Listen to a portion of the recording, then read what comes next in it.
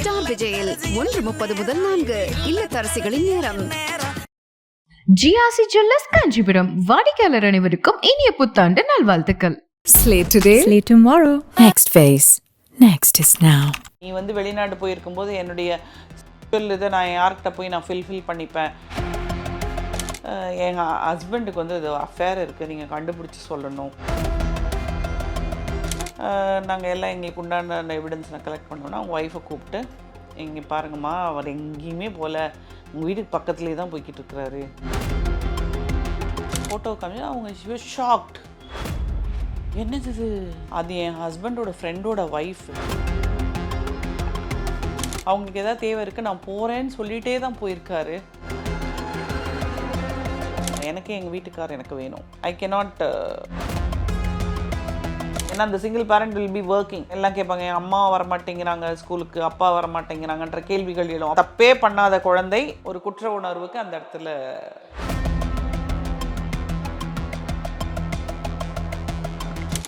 ரொம்ப காலமாக நம்ம பார்க்குற ஒரு காமனான கேஸ்னால், இல்லைன்னா இந்த அஃபேர் அப்படிங்கிற ஒரு விஷயம் வந்து ஸ்டார்ட் ஆகுறது வந்து வென் நம்மளோட கணவர் வந்து வேறு நாட்டில் இருந்தாருன்னா ஆட்டோமேட்டிக்காக அந்த வீட்டில் வந்து ஏதோ ஒரு அஃபேர் இருக்கும். அந்த பொண்ணையும் அப்படி பேசுவாங்க, ஏதோ ஒரு இடத்துல இருக்கோ இல்லையோ அப்படி பேசுவாங்க. அந்த மாதிரி விஷயங்கள் நிறைய கேஸாகவும் நம்ம பார்த்துருக்கோம், நார்த் இந்தியாலையும் பார்த்துருக்கோம். அதனால ஒருத்தரை வந்துட்டு அவங்க கொல்ற அளவுக்கு போயிட்டாங்க. நான் வந்து நீ வேறு கண்ட்ரியில் இருந்தேன், நான் எனக்கு இங்கே என்னோட காதலன் கூட இருந்தேன், நீ திரும்ப வந்துட்டு எனக்கு நீ தடங்களாக இருக்கு அப்படிங்கிற மாதிரிலாம் நிறைய விஷயம் நிறைய இப்போ ரீசெண்டாக ஒரு கூட நடந்தது. ஆமாம். ஸோ கோயம்புத்தூர் பக்கத்தில் ஒரு வில்லேஜ், அந்த மாதிரி விஷயங்கள் நிறைய நடந்துகிட்டே இருக்குல்ல. அந்த மாதிரி கேஸ் நீங்கள் பார்த்துருக்கீங்களா? இதில் வந்து அந்த காலத்தில் வந்து இதெல்லாம் 1-2 இருந்துச்சு. இப்போ எங்களுக்கே வந்து ஷாக்கிங்காக இருக்கும். இப்போ இது நிறைய ஆயிடுச்சு. இப்போ அந்த அஃபேர் வச்சுக்கிறதே வந்து லீகல் அப்படிங்கிற மாதிரி பேச ஆரம்பிச்சிட்டாங்க. நீ வந்து வெளிநாடு போயிருக்கும்போது என்னுடைய செக்ஷுவல் இதை நான் யார்கிட்ட போய் நான் ஃபில் பண்ணிப்பேன், நீ வர வரைக்கும் நான் யார் கூட தான் இருப்பேன், நீ வந்தாக்கா அவங்கள விட்டுறேன் அப்படிங்கிற ஒரு செய்தி வந்து ஒரு சர்வேயில் சொல்லியிருக்கிறாங்க. சர்வேயா இல்லை, நான் ஜஸ்ட் ரெட் இன் சம் இது. அப்போ வந்து இவங்களுக்காக கஷ்டப்பட்டு உழைக்கிறதுக்காக அவங்க வெளிநாடு போகிறாங்க. அந்த காலத்தில் வந்து அந்த இல்லீகல் அஃபேரெல்லாம் இல்லாமல் தான் இருந்திருக்கவே இருந்திருக்காருன்னு சொல்ல முடியாது. இருந்திருந்தாலும் தலைமறைன்னு சொல்லுவாங்க, இந்த மாதிரி அது வந்து இருந்திருக்கலாம். பட் ஆனால் வந்து தனக்காக தன் குடும்பத்துக்காக பணம் ஈட்ட வெளிநாடு போயிருக்கிறாங்க, இல்லை ஒரு இராணுவத்தில் போயிருக்கிறாங்க. அப்படிங்கும்போது இவங்க வந்து தன்னுடைய குழந்தைகளை நலன் கருதி அவங்களுடைய வருங்காலத்தை முன்னிட்டு இவங்க கூட்டு குடும்பமாக இருக்கும்போது இந்த விஷயங்களுக்கான ஆப்பர்ச்சுனிட்டிஸ் கம்மியாக இருந்தது. இப்போது இண்டிவிஜுவலாக தனி வீட்டில் இருக்கும்போது opportunities are white open. So அதனால் இந்த மாதிரியான பிரச்சனைகள், இல்லீகல் ரிலேஷன்ஷிப்ஸ் வந்து இப்போது அதிகமாகிட்டு வருது. இது வந்து நான் அப்போ பண்ணும்போது ஒரு கேஸ் எனக்கு ஞாபகம் வருது. லாங் பேக் இன் ஒரு 25 இயர்ஸ் முன்னாடி வந்து எங்ககிட்ட ஒருத்தங்க வந்து ஒரு லேடி தான் வந்தாங்க, ஒரு கேஸ் கொடுத்தாங்க. எங்கள் ஹஸ்பண்டுக்கு வந்து இது அஃபேர் இருக்குது, நீங்கள் கண்டுபிடிச்சி சொல்லணும். இப்போ இவங்க அப்ராடில் இருக்காங்களா இல்லை ஹஸ்பண்ட் அப்ராடில் இருக்காங்களா?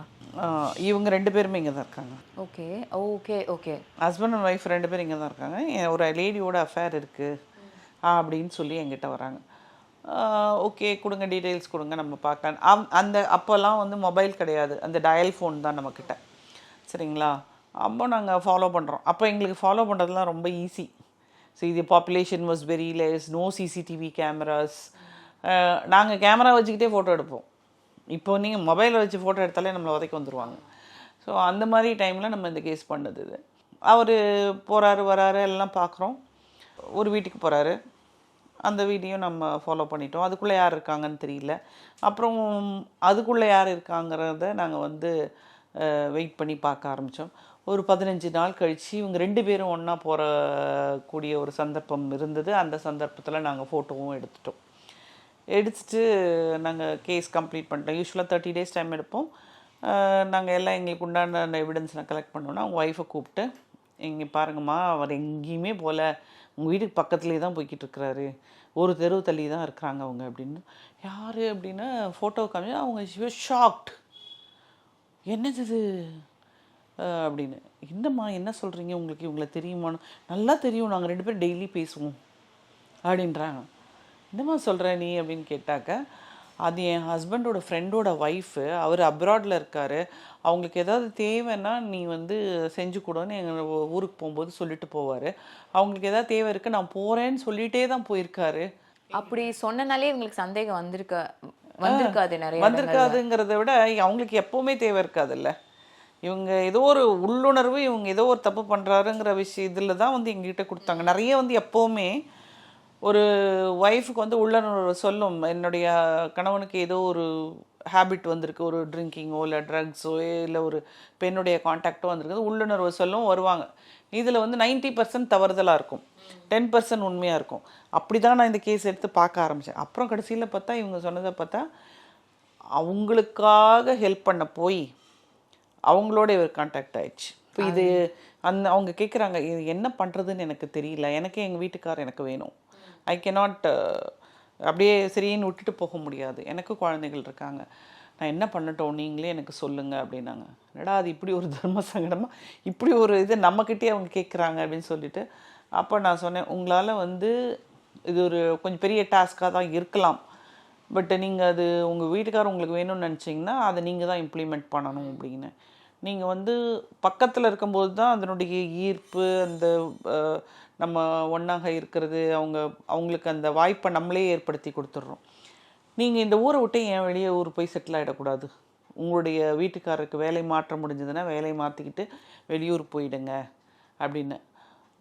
அவங்களுக்கும் அது சரியாகப்பட்டது. ஏன்னா அவங்களுக்குன்னு ஒரு ஃபேமிலி இருக்குது, குழந்தை குட்டியெல்லாம் இருக்குது.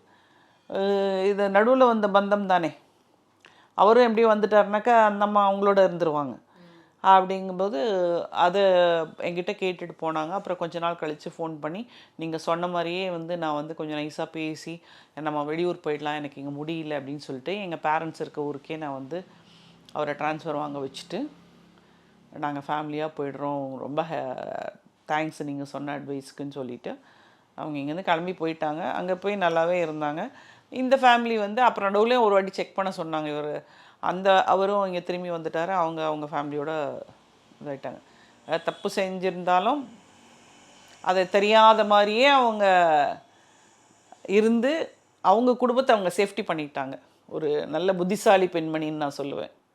சில இடங்களில் வந்துட்டு ஒரு யாராக இருந்தாலும், அது பெண்ணாக இருந்தாலும் ஆணாக இருந்தாலும், நம்மளோட பார்ட்னர் வந்து ஒரு தப்பு பண்ணுறாங்கன்னா அது அந்த சந்தேகம் உண்டாயிடுச்சுன்னா அது எப்போவுமே இருந்துகிட்டே இருக்கும். அது ஒரு பெயின், அது இருந்துகிட்டே இருக்கும், அதை ஹேண்டில் பண்ணவும் முடியாது. நம்ம கண்ணுக்கு முன்னாடியே உட்காந்துருப்பாங்க, எல்லாமே இருக்கும், அந்த பர்சன் கூடயும் சகஜமாக பழக முடியாது. நம்மளோட நண்பராகவே இருந்தாலுமே அவங்க கூட சகஜமாக நம்மளால் பழக முடியாது. நிறைய விஷயங்கள் இருக்குது. எமோஷனலாக ரொம்ப நம்ம ஊர் பெண்மணிகள் அதை எப்படி ஹேண்டில் பண்ணுறாங்கன்னா, தன்னுடைய வாரிசுகள், குடும்பத்தோட வாரிசுகள், அந்த குழந்தைகளை நல்லபடியாக கொண்டு வரணும், அப்போ இதை நம்ம இன்னும் முழுங்கி இதை வரணும் அப்படின்னு ஹேண்டில் பண்ணி தான் நம்மளுடைய பெண்மணிகள் கொண்டு வந்துட்டு இருந்தாங்க. அது அந்த காலம், நான் தான் சொல்கிறேன் 25 வருஷத்துக்கு முன்னாடி.